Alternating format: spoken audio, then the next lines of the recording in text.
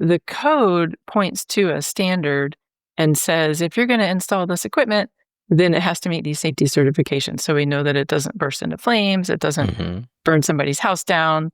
And the whole point of the electrical code in conjunction with a safety certification standard is really to not start fires. There's personnel protection, but a lot of what we're doing here is making sure that our electrical systems don't catch on fire. Today, we're going to talk about someone who's got deep roots in our solar industry. Rebekah Hren has been in the industry for 20 years, and in that 2 decades has been a force in the education space for many of you. I would wager that a large portion of you have met Rebekah either at NABCEP or through Solar Energy International, where she was an instructor for a decade plus. She's been involved in the codes and standards for how this industry has been built, and the opportunity that she now addresses with her company helps you as a business owner understand why codes and standards are not that thing that you eventually have to figure out how to navigate your way around, but rather something that you want to take into account from the very beginning. If you're curious how the industry has evolved and how training and codes and standards are an essential piece to the way that we grow this industry, then you will want to stick around for the rest of this conversation. If you're also curious just how someone can build a career that spans 2 decades and is as fulfilling as I know Rebekah's has been, you are in for a treat. Let's get ready to tune in, Solar Warriors, and tune up your skills as we dive into another episode here on SunCast. Rebekah, it is really a pleasure to finally, at long last, have you on SunCast. I mean, how many years have we been talking about doing this interview? Super happy to be here, Nico. Yeah, it's been a long time. Yeah, it's just too funny that we literally passed like ships in the night. As I moved into Durham 9 years ago, you guys were moving out of Durham and on to sort of a different phase of life. I live now a mile from your old house, and we've never gotten a chance to actually hang out here in your old hometown, my present hometown. Rebekah, you've had a long and I would say illustrious, outstanding career, one where you have left your mark on a lot of folks in this industry. So it's hard to really put into words and package sort of a 20-year career in terms of the focus that you have, but you are now very focused in this iteration of your career on a business. And I'd love to hear how you communicate to folks the problem or problem set that you all are trying to solve. As you said, I've been involved in training for about 15 years now. I started training in 2007. In-person training mostly at that time. It wasn't online like it is nowadays. Yeah. And honestly, as more and more training has moved online, I think the problem that we're trying to solve has gotten worse over time, which is that it's so easy to get training now, but it's not easy to prove that you've learned anything from the training. And so that's a problem really for everyone. It's a problem for safety. It's a problem for HR. It's a problem for supervisors. When they say, go do this 2-hour online training, you get a certificate, but how do you prove that a technician or an installer or someone working at a manufacturer actually has the skills that they're supposed to have for the training, for the level and the job that they're doing? And honestly, a big part of this is about safety. So you can't just send technicians out onto 1500 volt sites without knowing that they have the skills to be safe on those sites. With that in mind, introduce us to the company that you have created to help solve this problem, and how is it addressing these issues? Solar Tech Collective is just a small company. It's just 4 people, but 4 people with a really long history in the solar industry. We have about, really almost probably 90 years of combined experience now. So Jason Fisher is one of our partners. He started in solar in 1994. He installed solar on the Pentagon in 1994. He's a pretty interesting character. And then he became a trainer for SunPower many years ago. And so he's been involved in training for a really long time. Brian Mahalik has also got involved in solar starting around 2002, and he started training in 2008. And then Alex Japp is our 4th partner, who's been in the industry since 2015. And I think the big difference is that we all are very focused on subject matter expertise, but also the right way to train. And I think that's a pretty rare combination, because there are people who are subject matter experts, but don't necessarily have that long history of trying to figure out the best way to convey their subject matter expertise to other people in the field and in classrooms. So it's a pretty unusual. The four of us are pretty unusual in that we've all focused on those things throughout our careers. Help us understand the core subject matter expertise that Solar Tech Collective brings to the market, and how do you deliver it to the marketplace? The four of us have another thing in common, which is that we're all very curious and we don't like to stop learning. And so I would say that we have all tried throughout 2 decades to make sure that we keep up with all the changes in the industry. So as the industry changed, we would change our jobs to make sure that we kept learning. And so none of us have just been trainers. We've all been engineers for plan sets. We've done quality control inspections. We've done operations and maintenance plans. We keep really involved with codes and standards, which I can talk more about.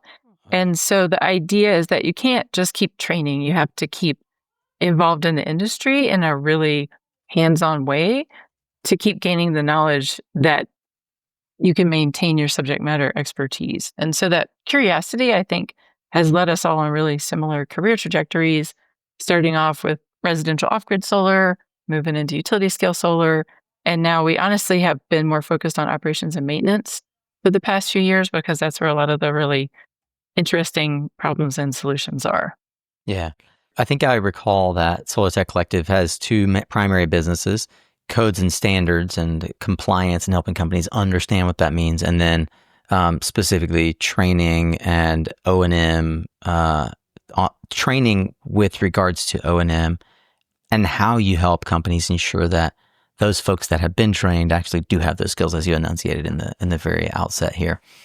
I want to unpack the codes and standards piece because I feel like it's an underappreciated, misunderstood facet of how the industry works. You said to me that a lot of companies just sort of plow straight ahead as though codes and standards don't apply to them until they do. Talk to me a bit about the vernacular that we're using, especially for folks that maybe aren't on the electrical side or aren't out in the field. What is a code? What is a standard, and how are they related? Most people have heard of the National Electrical Code or the ICOs, the building code, the residential code.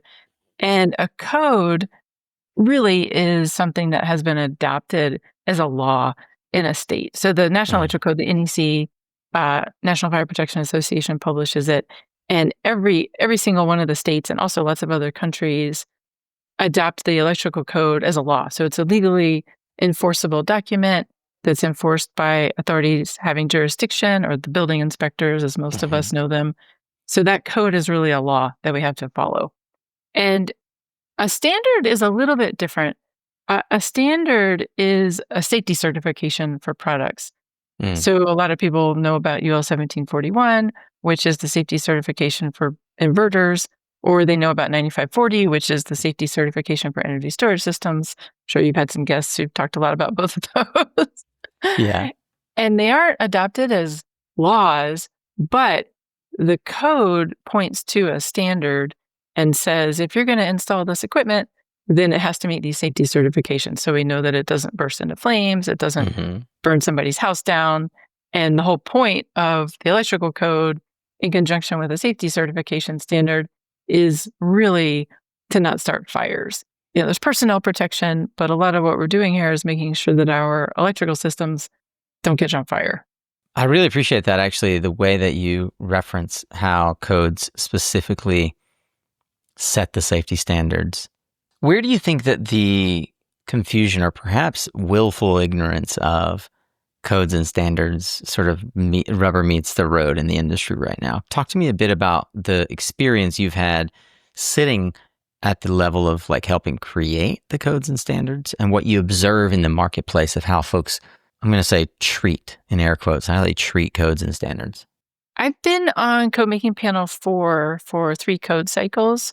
We just finished up the 2026 code cycle just a few weeks ago. And it's a really interesting process. It's fairly political.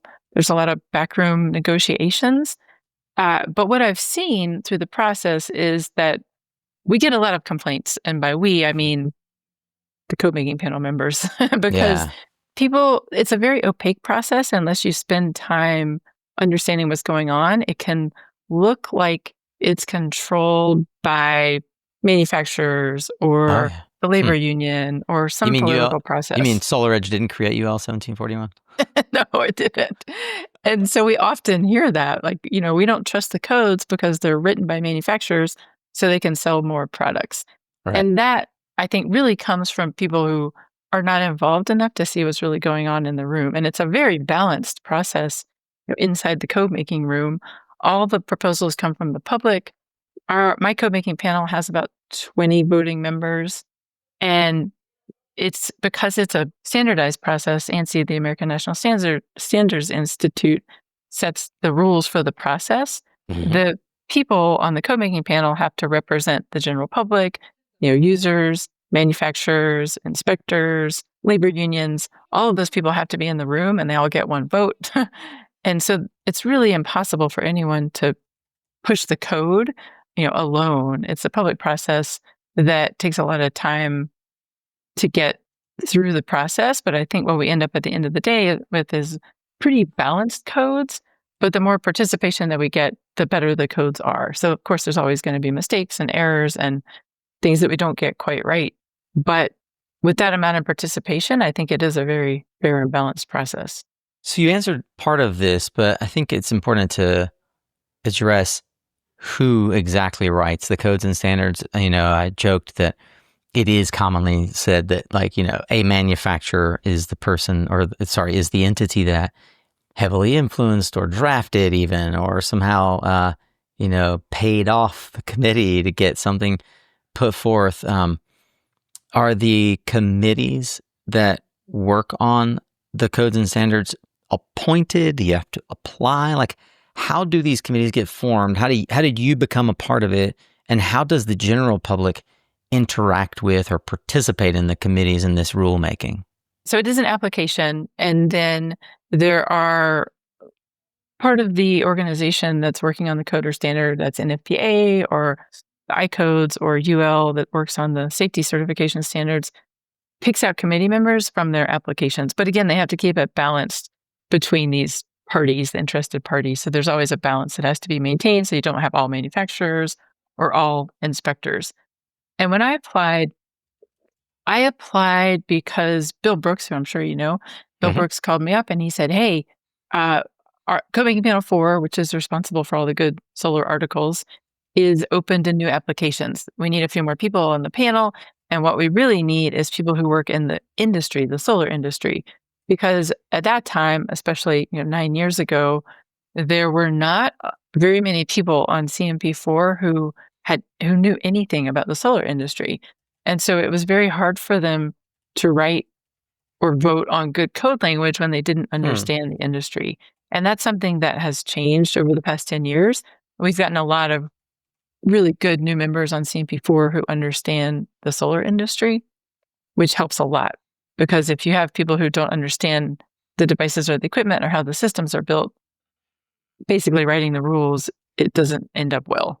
I hear it roll off of your tongue, CMP4. So it tells me that this is it's an acronym vernacular that is common in the codes and standards, certainly the NEC or ANSI world.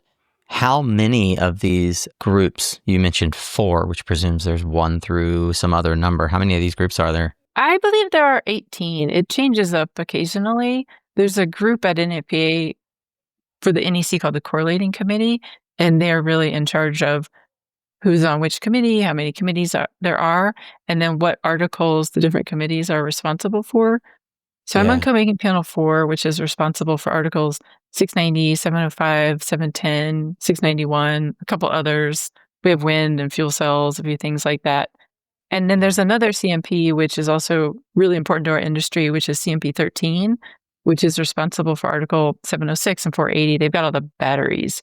So we sort of divide and conquer that. Code Making Panel is NFPA language. UL usually calls them technical committees. So you'll hear both of those words thrown around: Code Making Panel, Technical Committee, Standards Technical Committee, as part of that ANSI standard process. And so I say we write, but that's really not what happens. For all of these panels, what we get is inputs from the public, and I might write a few of those inputs. SIA writes a few of those inputs, Counselor writes the inputs, just random people write the inputs. Then the code making panel meets to read all the public inputs, talk about them. We might modify the language a little bit, but we can't just sit down and write code. We have to start off with proposals from the public. I am curious, how many panel members are there? I know it's like more than 20. There's like a lot of people on the panel, right? Yes. And how it works is that there's a principal voting member. So I am the principal voting member, and I represent an organization. I represent Solar Energy International, and every principal has to have an alternate. So if I get sick, someone's there to vote for me.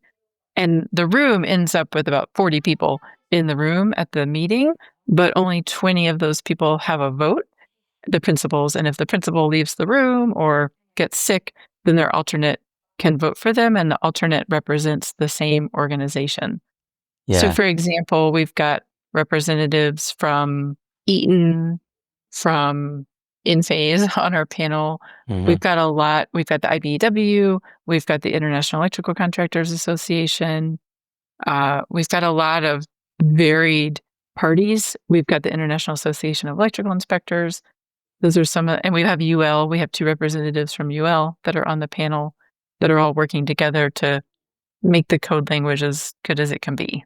For anyone who wants to get really nerdy and geeky, and by the way, if you're still listening to this, that's you. You are family. You're in our tribe, because this stuff kind of gets really geeky, which is why a lot of business owners just sort of ignore it for a while, right? And I'm going to bring us back around to that part of the question in a second, but I'm going to link to, you can search any of this you want, right? But like, I'm going to link to an article I found that's just a document. It's the first draft chair report from 2021. It gives you an example of kind of the makeup of these meetings. This one is from January 2021, but it literally shows, and Rebekah, you're there, Brian's there. Like I see a bunch of, Bill Brooks is there. I see a bunch of names of folks that I recognize here. Number of public inputs acted upon, 252 in this case. So I'll link to this so that folks can kind of get a sense of what the organization looks like and is working on in terms of what these code making panels look like, or technical committees in UL terminology. I'll also link, for the exceedingly nerdy, to probably one of the industry's best forums. That's Mike Holt. He's got a great forum where if you search anything around CMP, you're going to come up with something from Mike's forum, because that's where a lot of the nerds hang out and talk about this kind of stuff, which is awesome. It's great that there's a resource like that. What other resources are there like that presently in the industry? Do you know? The one I would recommend, and it's not exactly a resource, but it's called the Solar and Storage Industry Forum, and it's organized by SIA. So they actually have a webpage that talks a little bit about it, SIA/SSIF. Yeah. And SSIF is a forum that was started probably 15 years ago. And it was a way, because as I said, we didn't have a lot of representation from the solar and storage industry in code making. It was a way to get people together to start to think about proposals that we could submit as a group that were really needed. And what I tell people who want to get more involved is say, okay, the first step is to join the SSIF, because we're going to meet way before proposals are due, talk through them. And if we can get consensus from that group that something's a good idea or that it needs to be changed, then we have a very, very high success rate for those changes going through into the code, something like a 90% success rate. If you can get the SSIF group to agree with your proposal, then it's highly likely to become a code change. And I know this maybe sounds boring and geeky, like you said, but there's a few things about it, I think, which I personally find very interesting, which is there's a lot of drama, but there's also, you can learn so much, because you've got all the manufacturers in the room, and they're talking about new products on the horizon, and how the code may or may not allow them to do what they want to do, these innovative things. So a lot of what we do is think through how to keep the code from being too onerous, how to keep it open to innovation, how to make sure that we're writing rules that leave a lot of flexibility. And I know people look at the code and think, oh, well, it's just a bunch of rules and it's hampering me from doing what I want to do. But in particular, the SSIF is really interested in changing the code so that it leaves more flexibility while also maintaining safety. So you mentioned something that I was going to bring up here. One is this is all volunteer work, as I understand it. It's unpaid, right? So this is people in the industry who genuinely have the industry's best foot forward at heart right here. It's like the folks, I look at like work that you, Bill, Brian, and many others do. It's yeoman's work by people who really truly want to see that the industry expands in a safe way, in a reliable, repeatable way that keeps us from getting a black eye or keeps us from allowing products into the market that don't represent what we want to see as the industry. You mentioned SSIF. What is SEAC? That was one of the acronyms that you'd shared with me earlier. Yeah, so that is a group that got some government funding, and it's organized by IREC, the Interstate Renewable Energy Council, and some other groups are involved, UL. And they really, SEAC is mostly focused on energy codes, but all across the board. So I codes, electrical codes, UL standards, and they have a bunch of working groups that meet to try and explain what's in the codes. So they've got white papers on things like disconnecting means for energy storage systems and bidirectional EVs, but also to get people more involved in the process and keeping up to date on the revision cycles for all the different codes. So there you have it. If you've hung around this long, you now are not only equipped with the answer to what codes and standards are, but how you can be involved, how you can know what's happening literally around the corner, looking ahead of what's coming for the industry. Because if you get involved in these volunteer groups and forums like SEIA's Solar and Storage Industry Forum, SSIF, or IREC's Sustainable Energy Action Committee, SEAC, they're two really straightforward ways to be more knowledgeable than your peers about what's happening and to really understand what is driving the decisions that not just manufacturers are making, but that installers have to make that are customer facing. Rebekah, something that occurs to me is you mentioned earlier that there is a lot of drama, and not only is there a lot of, I'd say, like gnashing of teeth over codes and standards after the fact, but I would imagine there's got to be so much literal drama in the industry as codes and standards are being considered. Could you talk about some of the things that you've lived through, you've experienced that are presently codes and standards, and how they sort of the machinations they went through, some of the drama that you've seen play out, and maybe ways that you wish we would behave differently as a result? Yeah, the one, of course, that comes to mind is rapid shutdown, and we've all been arguing about rapid shutdown for a decade now? Yeah, a decade, if not a little bit longer than that.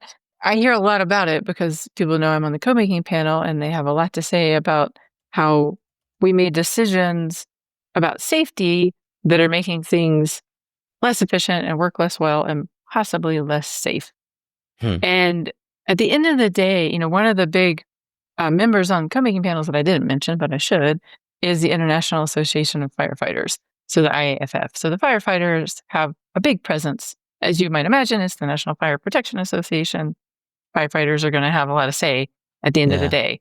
And if the firefighters don't feel safe, then they're going to shut the industry down.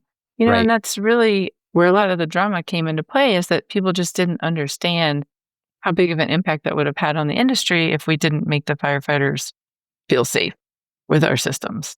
Is there anything that, in retrospect, after a code or standard has been created, you or even the committee have gone back and been like, you know what, we got that wrong? Like, what's an example of that kind of a change? Yeah, for sure.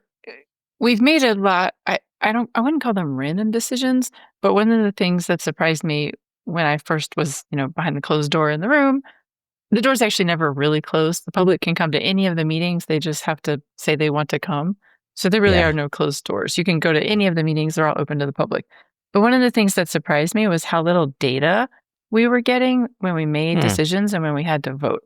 So whether it's things like, how the voltage that's required for a rapid shutdown, 30 volts or 80 volts, where the heck did that number come from? Well, it turns out it was pretty random, and we didn't have a whole lot of science to back it up. And so now, with 3741, we've got the science to back up the numbers, which we were really missing for a long time, I think to our detriment. Yeah.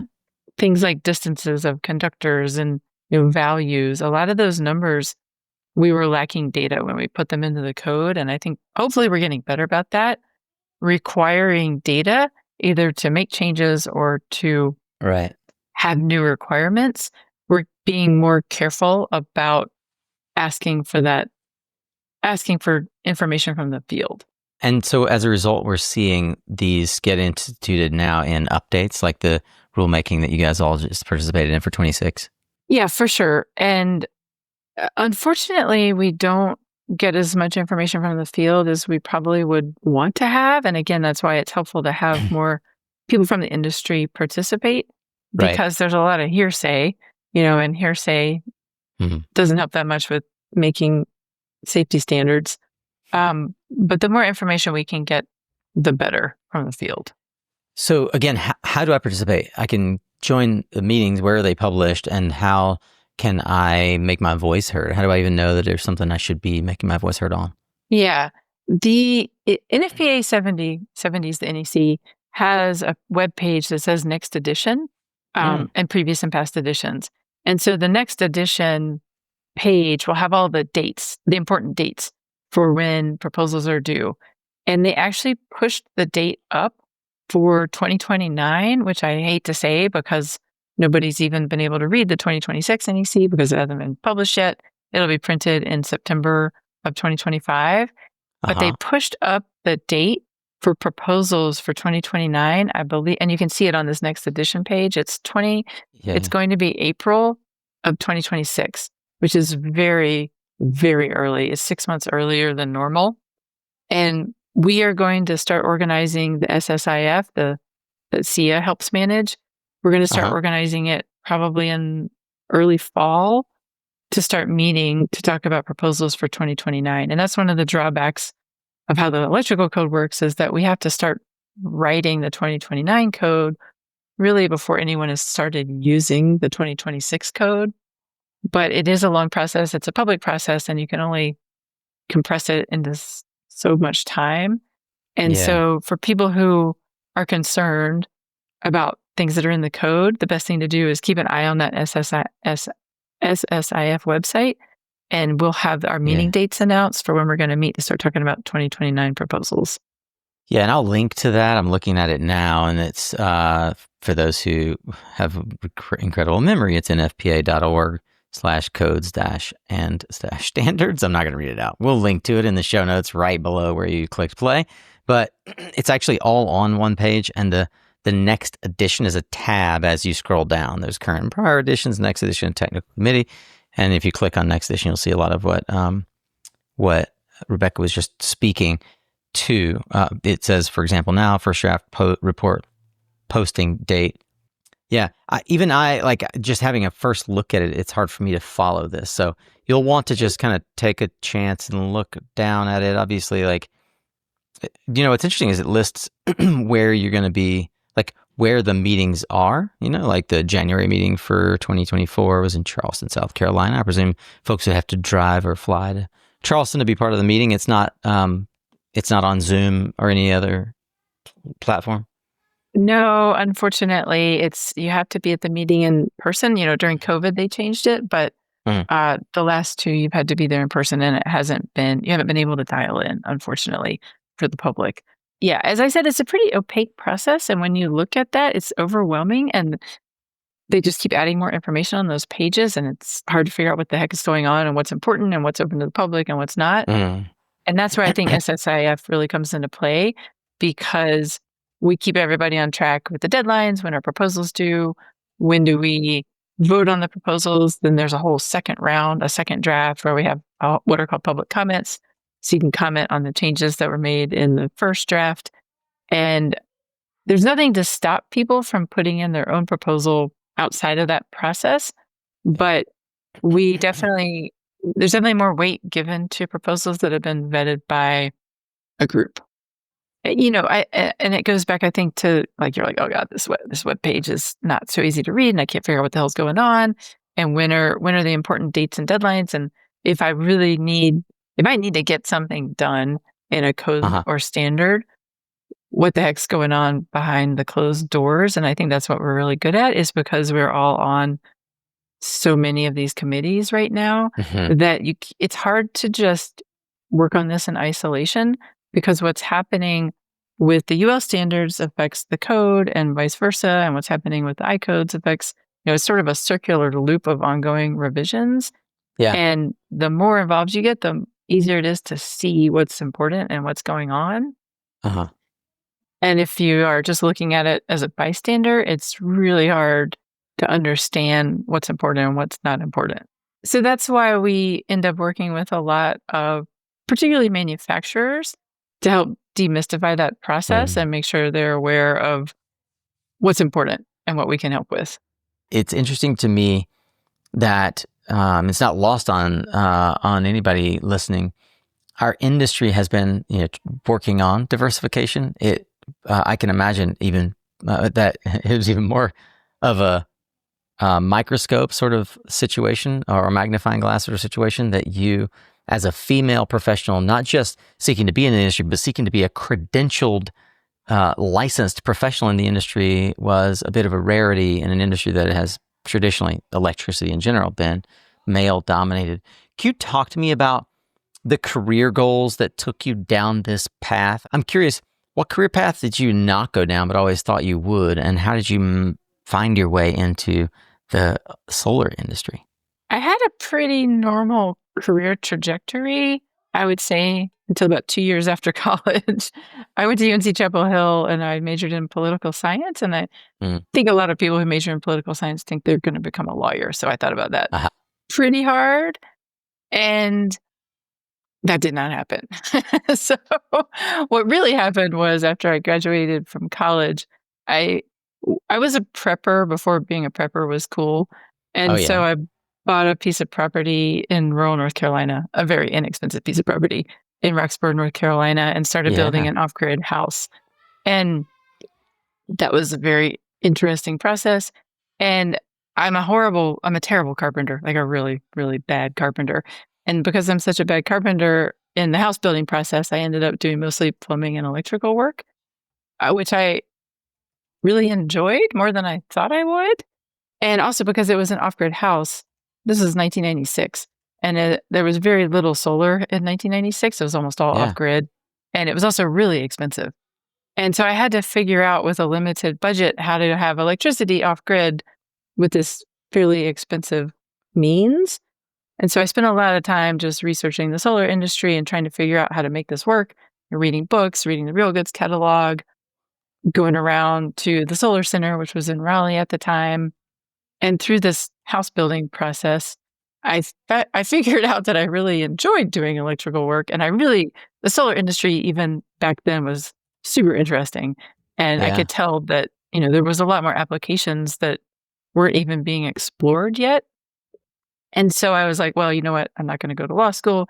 Instead of doing that, I'm going to go to Person County Community College for their electrical technology program. Wow. This is after And graduating from UNC. this is after graduating from UNC. Yeah. So I went to Person County Community College, and that was an eye opener for sure. I don't know if they had ever had a woman in their electrical technology classes before. Oh my So it gosh. was code. I took a code class. I took industrial wiring, residential wiring. It was great. I mean, those community college classes are amazing for things like that. So Yeah. I was there for about a year and a half. And in my second year there, I realized that you can't just become an electrician on your own. You need to work for an electrical contractor to get in your hours so you can apply to take the exam after 4 years. So I needed to find an electrician I could work for 4 years in North Carolina. Yeah. And I tracked down one of the only electricians who was interested in solar at the time, who was Tom Honey, who was Yeah. a master electrician. And so I worked for him for about 5 years. And over those years, we stopped doing regular electrical work, did more solar water heaters, and eventually ended up just doing solar electric systems. Some off grid, some grid tied, mostly residential. So that was a real learning experience. Hmm. Uh, got to learn electrical and also solar at the same time. I'm curious the choice to lean more into the technical training side rather than the business development, sort of growing a solar focused company side relatively early in your career. You spent a lot of time. I feel like most of the folks that now recognize and know you and Brian, your partner, maybe even all four of the partners in the business, is through the time at SEI, Solar Energy International, by far the most recognized training organization probably in the world, certainly in the United States. Could you talk about that career path decision where you decided to go one way versus the other? Yeah, I went out to SEI. It was after I went to school and after I started working as a electrical contractor. I went out to SEI to take some trainings. And about a year after I took classes out there, it was summertime classes. About a year after I took classes out there, they called me up and they said, "Hey, we need more instructors. Would you be interested in becoming an instructor for us?" This was 2007. And I thought about it and I had to go talk to Tom, who I was working for at Honey Electric Solar at the time. And I was like, "Hey, Tom, how do you feel about me, taking off a week every 2 months to go teach a class?" And I didn't really know if I would enjoy it or not.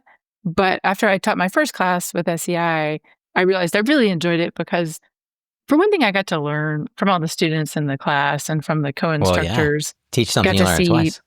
Yeah, got to see systems all over the country. And also SEI has taught classes all over the world, and I love to travel.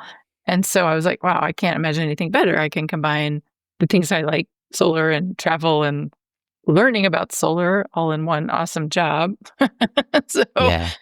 And so, as I said before, I've never just been a trainer.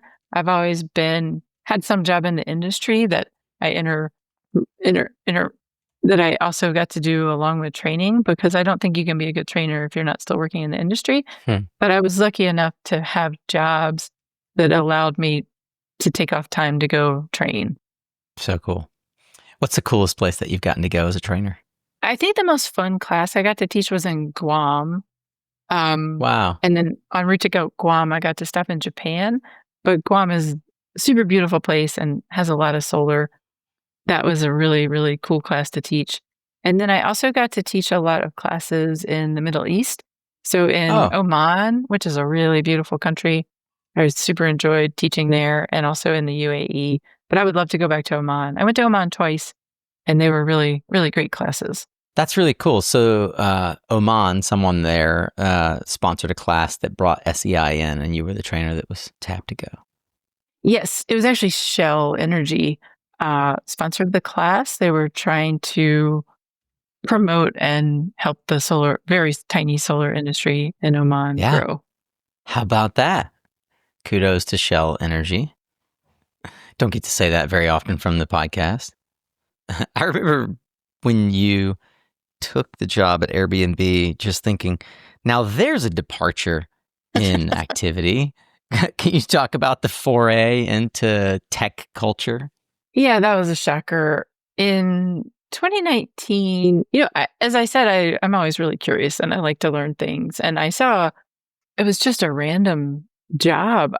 I've always been an independent contractor and worked for myself most of my career.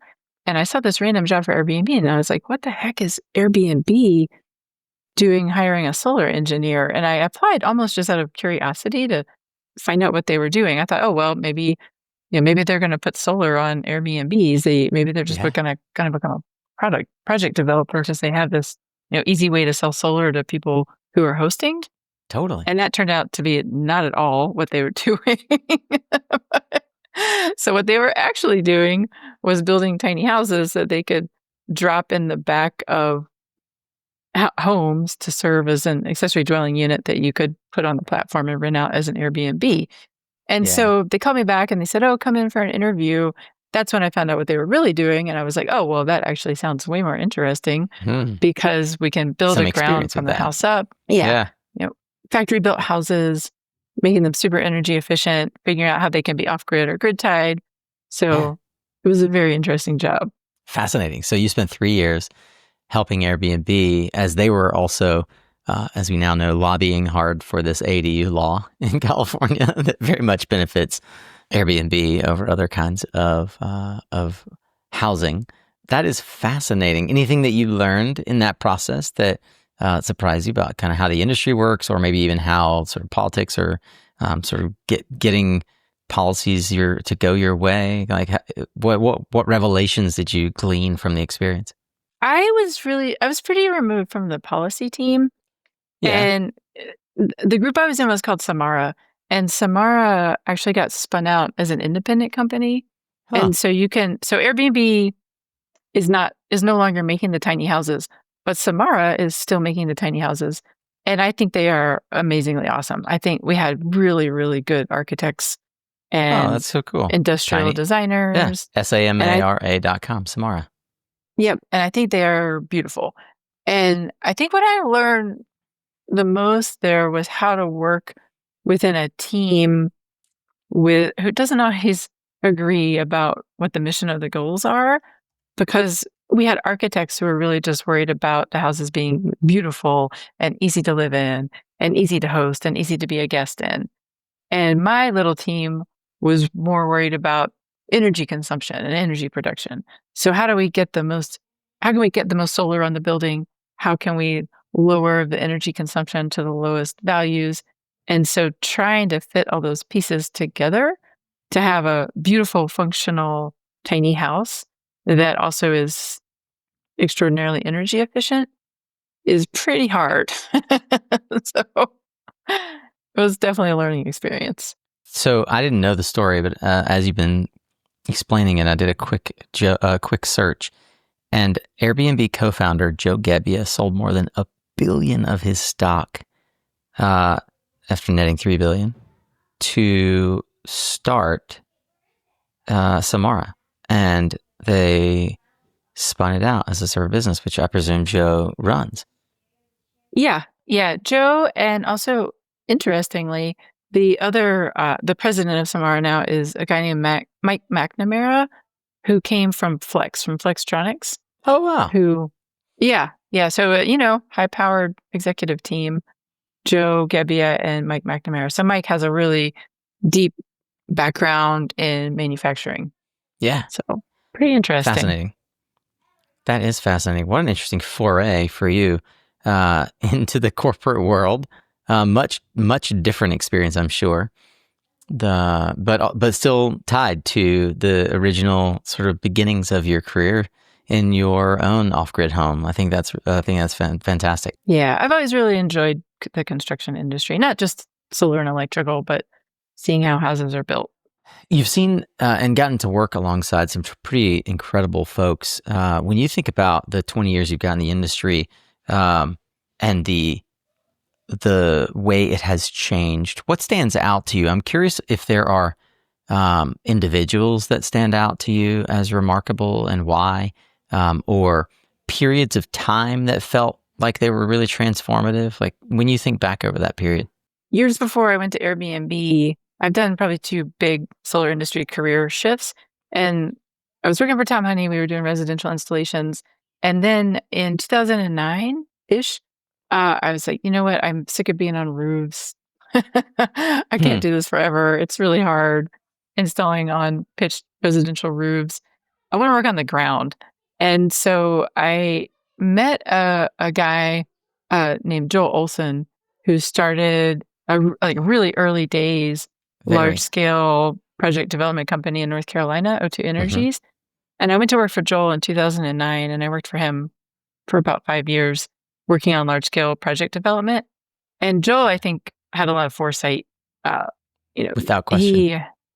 Yeah. And so Joel was awesome to work for. He's a pretty amazing guy. He also has a company called Sun-Raised Farms, which was one of the first companies to bring sheep onto sites in North Carolina.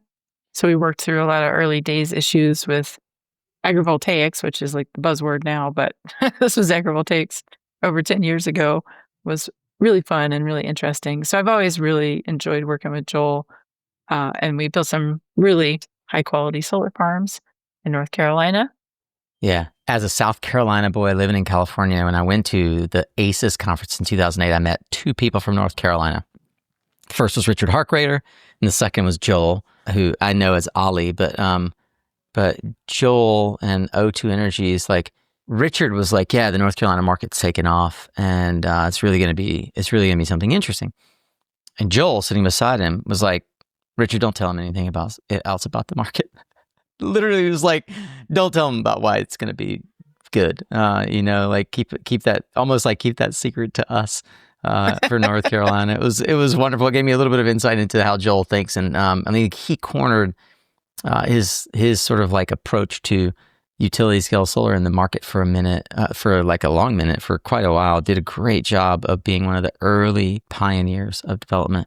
Hat tip to Joel and Richard Harkrader as real early pioneers, along with Marcus and some others that helped push the North Carolina market to become, at one point, the second largest. I think it became the largest, like for a minute, market in the United States. It's just tremendous to have been able to have the foresight. I mean, the market was super small at that point. It was, a dozen companies that you could have chosen to go work for, but they got a chance to work from off-grid all the way through to what was then early utility scale. Like a 20 megawatt project was gigantic. And Joel was one of the early pioneers on the 5 megawatt Purpa project, sort of model, as it were.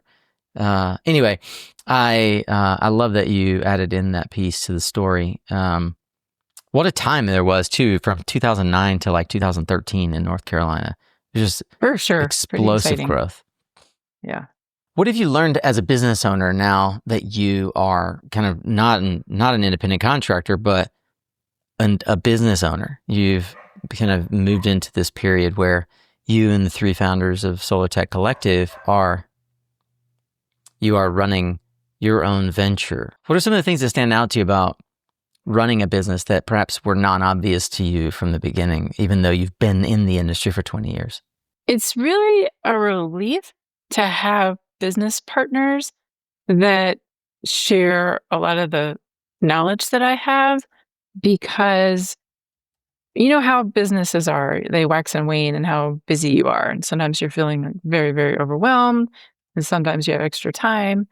And so knowing that I have business partners that I can rely on their expertise to fill in the gaps if I need help or if I need feedback, or if I need something to do, they've always got something for me to do. That has been really interesting. I don't think I've ever worked for a company quite like this, where we're all so similar. A lot of businesses, I think people have complementary skills, and we have complementary skills, but we also have a lot of overlap, which seems perhaps a little strange, but it's been really a good thing, because we can really easily trade off and step in and review the other's work. And so that has been pretty eye-opening. Is there anything that you would give as advice either to others would-be entrepreneurs, or maybe even to folks that would look to you as a role model for themselves in their career?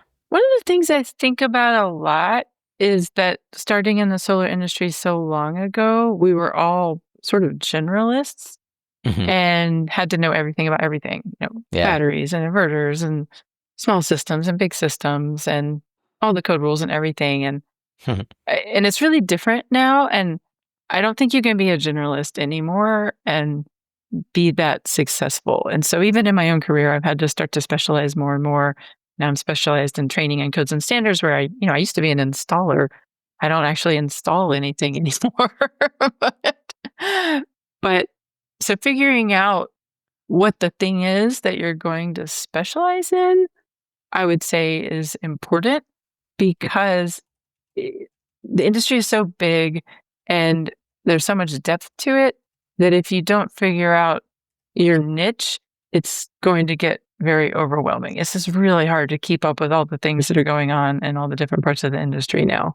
With that in mind, if you had someone coming out of Person Community College who said, "Can I pick your brain?" and you had a chance to have lunch with them, where might you point them? In what direction?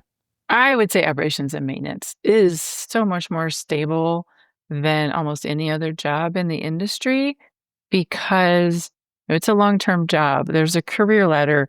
This past year, we just published an ANSI standard that has the technician levels for O&M technicians. Oh, we don't wow. even have that for installers. So you have No. very clearly defined career path, tech levels 1 through 4, the skills that you need to know, the training that you need to get. It pays really well. There's great benefits. It's a really you don't have to move around as much. You've got a home base. You know what systems you're going to work on and where. They can be residential, commercial, or utility scale. Pick what you like to do, batteries or no batteries. And you can be in the office or you can be in the field. So if you're monitoring the performance of the sites, you can be in the office. If you'd rather be out in the field with tools, you can be out actually fixing and maintaining systems, as definitely what I would specialize in. Is there a career pathway for O&M that is becoming obvious in terms of, first this, then this, trainings, or certifications, et cetera, that you need to think about? Yes. So what we've been trying to do, SIA has developed this ANSI standard for operations and maintenance technicians, and there's another technical committee we're all on. So we've been working on it for the past year, and we were very, very careful to not have onerous requirements for entry-level O&M technicians. So there's not a requirement even for a high school diploma. You just have to get an OSHA 10 safety certification. You have to be able to read and write, but then it's really starting from entry level. There's some in classroom training. There's going to be a lot of field training, but anyone who has the inclination can become an O&M technician starting off at this entry level. And then we mapped out this really clear progression for, I would call it a lifelong career, all the way up to tech level 4, which is someone who's going to be doing trainings and doing some of the management of the system. So I think it's great. I'm pretty excited about it. And I'm honestly a little sad that we don't have anything like that for other jobs in the solar industry. Right. Where could I find this on the SIA site? What would I search for? It's called SIA 301. And you may not be able to download it right now because it's 301 Solar and Energy Storage Operations and Maintenance Standard Technical Training. Very cool. Yeah. Sweet. All right. So I'm mainly asking because not only others will hear it, but also we like to link to the resources in the show notes. So I'm going to do that. Yeah. This is the SIA O&M standard. All right. Yeah. And again, it goes back to the idea of field skills verification. So now we've got this very clear list of skills that O&M technicians need. Yeah. They can get training, but then how did you prove that you have those skills in the field? Right.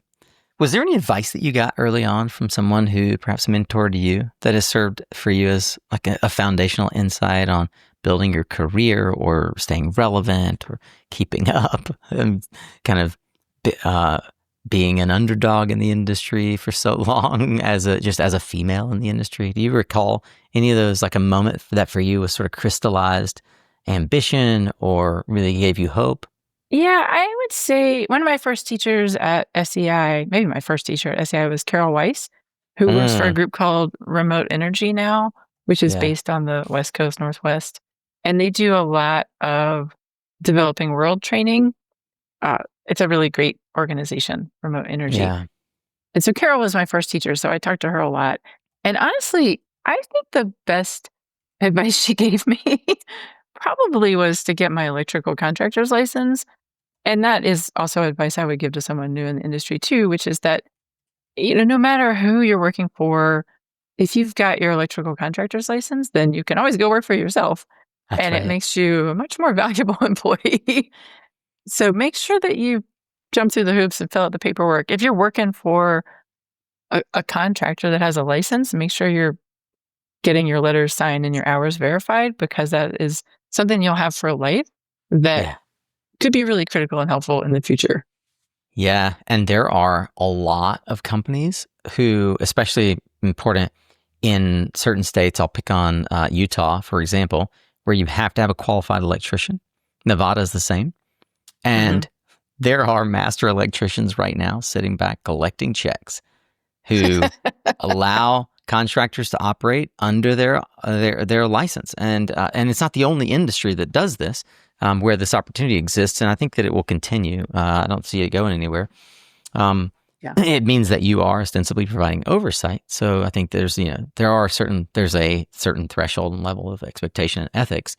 However, I tell folks that are trying to get into the industry that don't want to work in an office, but they see the opportunity.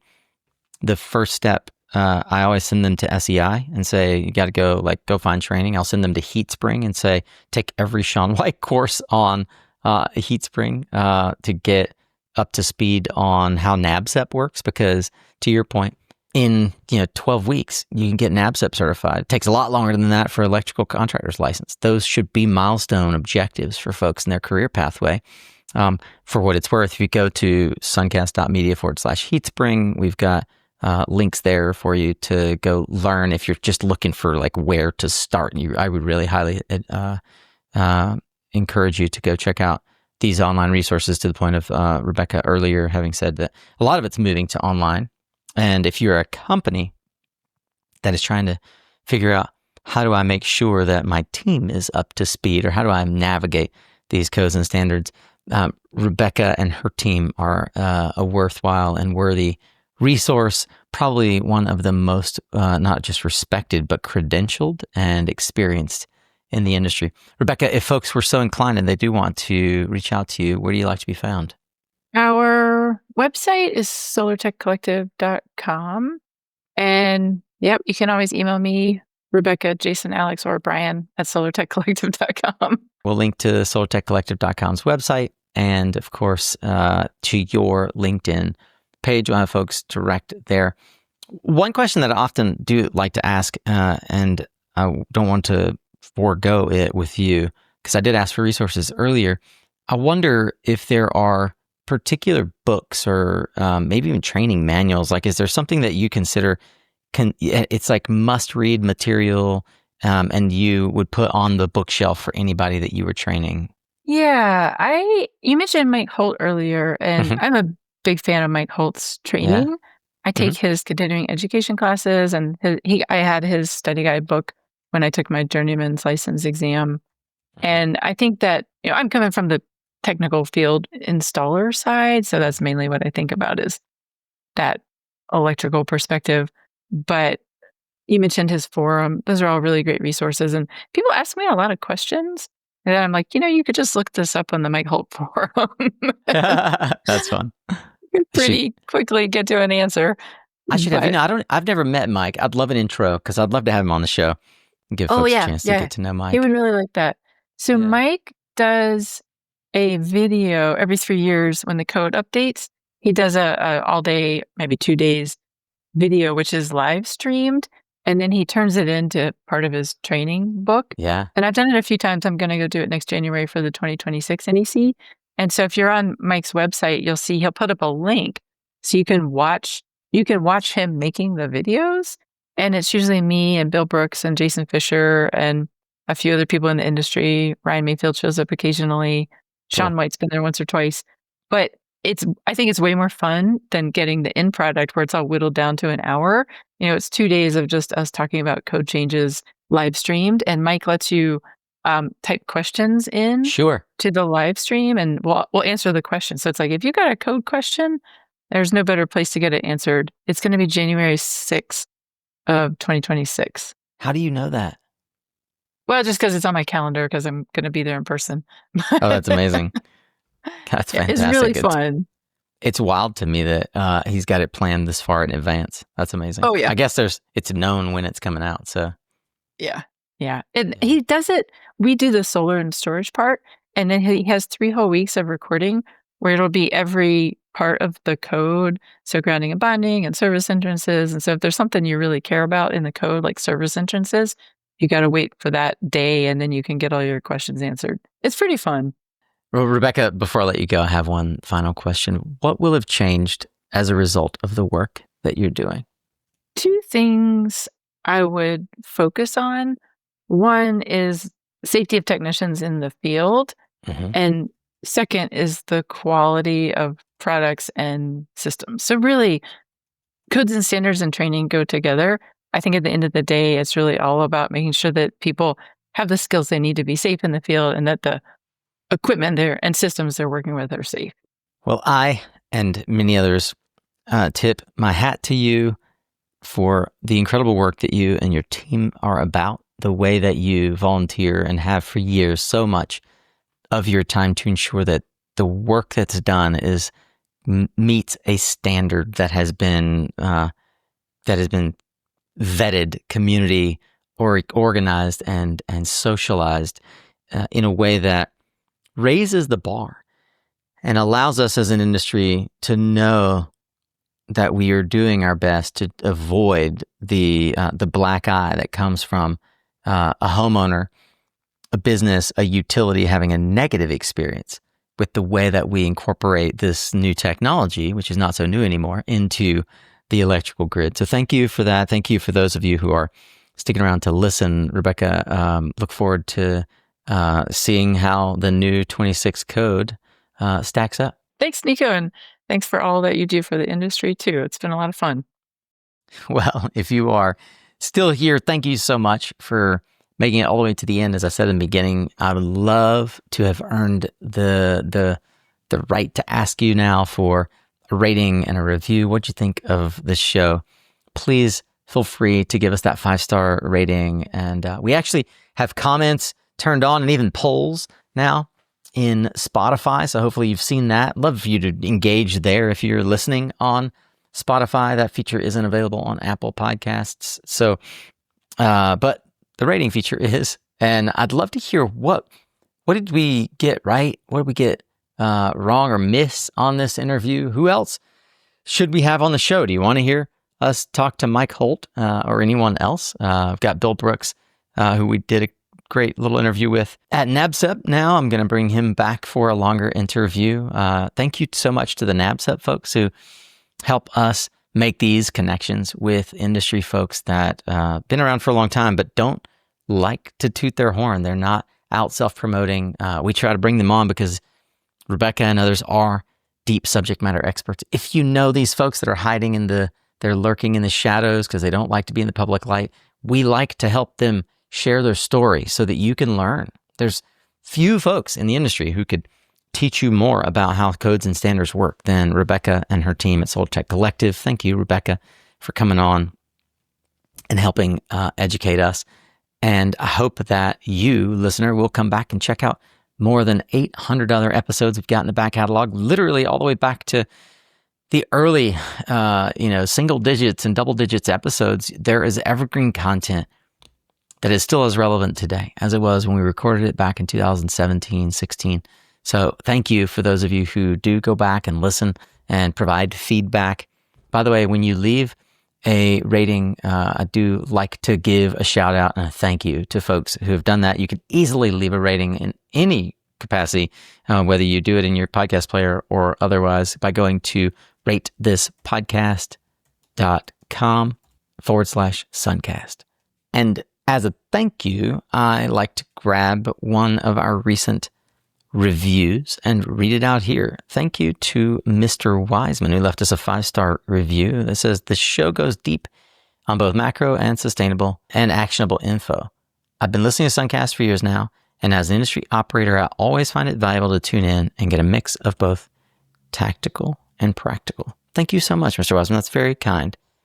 I want to thank our sponsors who help keep the show going. They pay the bills, so all you have to pay is attention. Please show them some love by going to suncast.media/sponsor and checking out the offers that they have for you, special to you listeners. And if you'd like to know how you could partner like they do with us to reach thousands of solar warriors and climate champions each and every week, twice a week, well, there's more on that page for you as well. Remember, you are what you listen to. Thanks again for showing up, Solar Warrior. It's half the battle.